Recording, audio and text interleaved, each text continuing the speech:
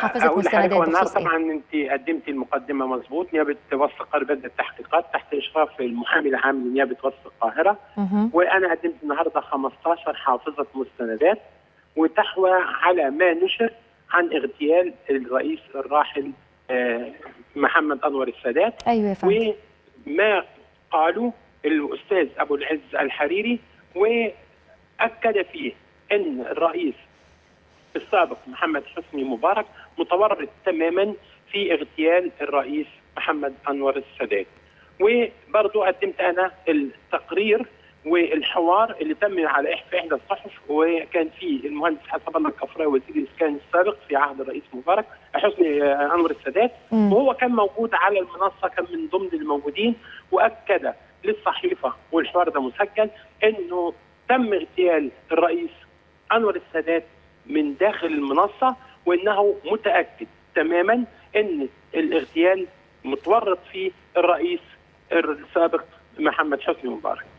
المستندات دي انا قدمت كل المستندات وقدمت كل الكتب اللي اتكلمت واللي كانت ممنوعه تتباع في الفتره السابقه، وحاليا دلوقتي بقت موجوده في السوق، كلها بتتكلم عن الاغتيال ومن هو وراء الاغتيال والتورط بتاع الرئيس السابق في اغتيال الرئيس محمد أنور السادات. بس دكتور سمير، يعني المستندات اللي حضرتك قدمتها سواء تصريحات موجودة على صفحات الجرايد أو كتب أو تسجيلات، دي بتدخل في نطاق أو دائرة إنها أدلة وبيتاخد بيها؟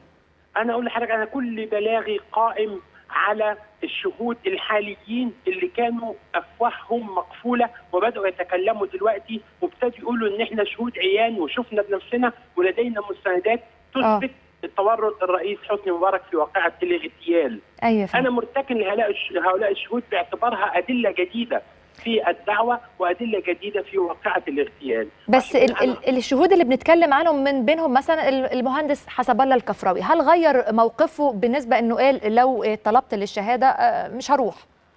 كلام المهندس حسب الله الكفراوي هو ما غيرش كلامه، والكلام ده مسجل وموثق ومنشور في الصحف، واحنا هنطلبه والنيابه العامه هتطلبه، ودي قول حق المطلوب ان هو يجي يقوله، لان طبعا هو من ضمن الادله وهو الذي تحدث وهو الذي بادر مشكورا بالحديث في هذه الواقعه، واقعه الاغتيال.